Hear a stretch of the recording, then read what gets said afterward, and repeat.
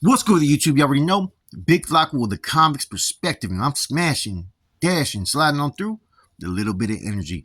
Please hit the like, subscribe, comment, do all those things to help support this channel, and hit that bell notification for future fire content. And we got an update, man. An inmate was stabbed to death last week at the men's central jail in Los Angeles. Now, according to law enforcement authorities and whatnot, right, the suspect may represent more of a fallout between Michael Torres, as you already know, who's Mosca, right?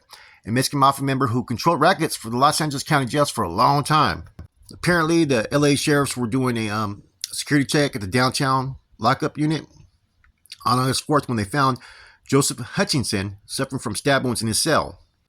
Apparently, he also had a cellmate at the same token. And I guess he was pronounced dead at the scene.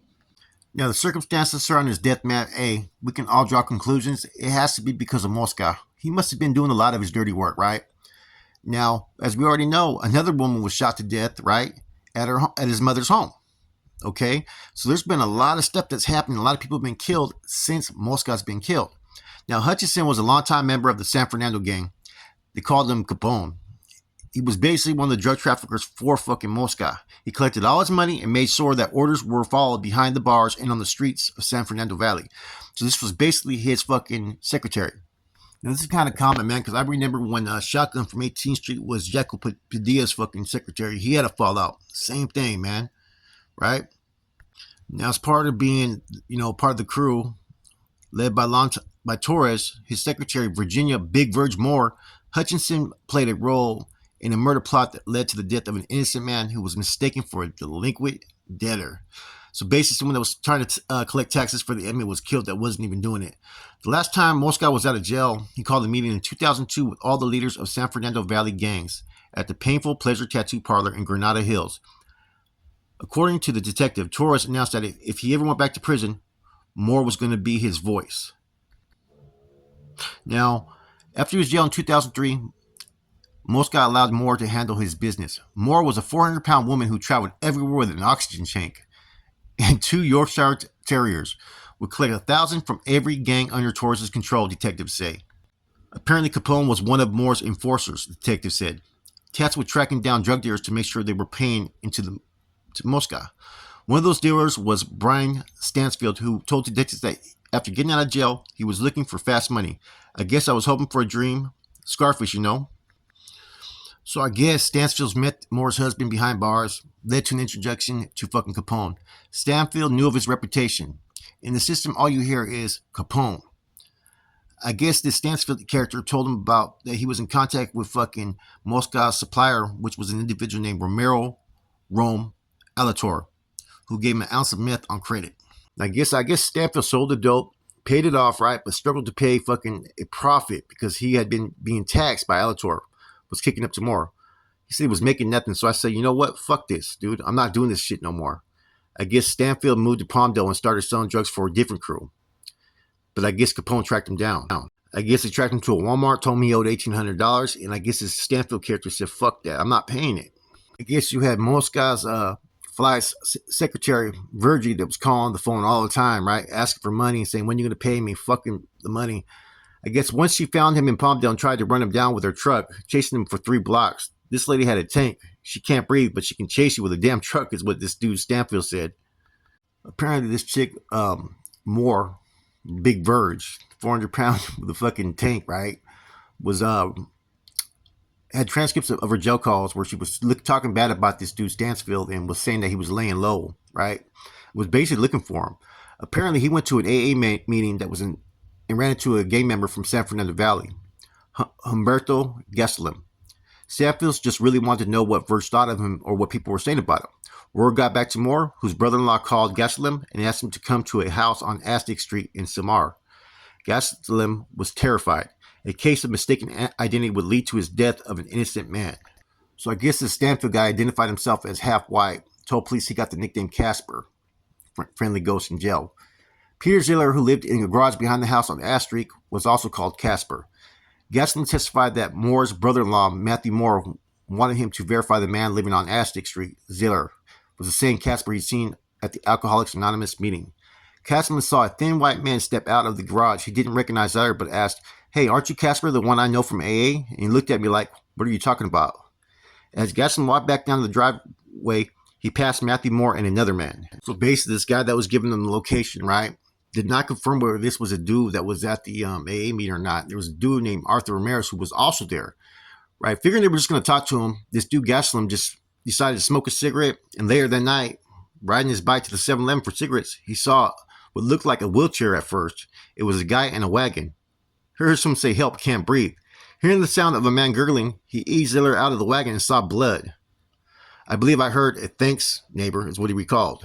Fucking hey, this shit's fucking crazy, man. Like, some people, man, get a little bit of position and they let it go to their head. I guess a deputy medical examiner testified that Ziller bled to death from a shotgun wound to the backside and a gunshot wound to the chest. Virginia Moore, Matthew Moore, and Ramirez were convicted of murdering Ziller and sentenced to life in prison. Hutchinson, who was not charged in the case, was already being prosecuted for helping Lalo Martinez run the drug trade and other rackets in the county jails, a Mexican mafia member from Rosemed's Lomas gang. Apparently, Martinez had taken control of the jail system after Torres was sent to prison in 2007. Martinez basically used fucking Capone's inmate trust account to send and receive money from the drug sales. So basically, this dude Capone was basically working with a lot of different metals at that time in the county jail. And for some reason, Mosca really trusted this individual. Apparently, in 2013, Martinez was awaiting trial when he died of a heroin overdose, right? So who do you think seized control of the county jail? Was basically Mosca from a prison cell. Capone was convicted in 2016 of conspiring with Martinez to commit murder, extortion, and money laundering and was sentenced to 31 years. But appellate court reversed the judgment in 2022. Hutchinson was awaiting retrial when he was killed. Now, since Mosca was taken out in New Folsom on July 6, you've had Evelyn Torres, 34, who was arrested at the scene, later charged with the death of Stephanie Rodriguez, who is the wife of Mosca. Now you have the death of one who was affiliated and associated and basically running his operations with him and other metals. So this case right here, man, is fucking crazy. This case is a prime example of how dirty the prison politics get from time to time, and how this was all a power struggle, and how when you appoint the wrong people in position, right? Like a lot of this, if you look at it, was this Secretary Big Verge who was causing a lot of conflict, man. They ended up hitting the wrong fucking dude. Mosca, his greed for power and control, it seems like whoever this individual that was running operations was one that was going to do whatever was expected of him. Therefore, that's why other inmates wanted to work with him when he was in there.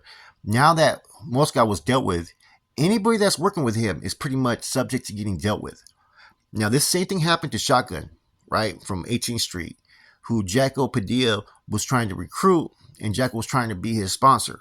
Later on, fucking Shotgun got to New Folsom. What do you think happened? They hit him. Now, Shotgun was involved in some major things, as we know, that led to someone, a member, basically getting whacked out there in the streets at one time. There was an internal conflict and struggle that was going on amongst certain members. And that's pretty much where he got crossed up. So who knows what this individual was involved in? And see, that's just the way the cookie crumbles.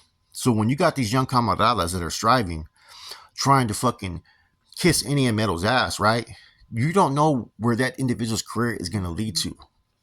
And that's how people get fucking crossed up all the time, man. This case outlines all of it. You know, misinterpretations, you know, false information. And that's why proper R&I is always key, right? You don't really hear too much about other groups whacking the wrong dude. But some groups, when you got the wrong people who are not educated at school, but you're relying upon them, this is what could happen. And it's why a lot of times women are not as deeply involved in issues out in the streets, and why women are not given any type of authority as far as up north. You know, we've had those fucking, you know, we used to laugh at fucking NF princesses and whatnot, the fucking Peggies and, you know, all those females, right, who think that there's something when technically they're not even members, they're just being used. There's also females down south who get caught up in these power struggles that are going on that don't even realize that they're putting their life on the line.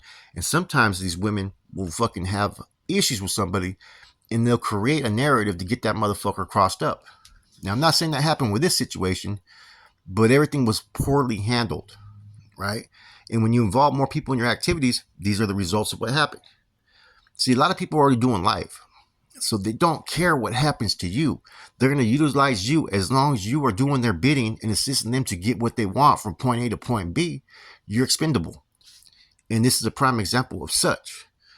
Mosca's greed is what led to him basically being dealt with. As soon as fucking the Emeto died from an overdose, there should have been someone who was probably in a better position to run that county jail. And I think a lot of people got offended because people like Mosca were trying to control too many different territories. And see, there's a lot of greed in this game. When you got someone who's getting all this money from different people and they're not spreading it out and basically wetting your beak to make the other members happy, these are what happens, man. People fucking hate jealousy and envy. Greed will be the number one downfall of any individual. And greed individuals usually are the ones that will betray their people first and foremost because they're only worried about their own benefits, man. This is a crazy case, though, man.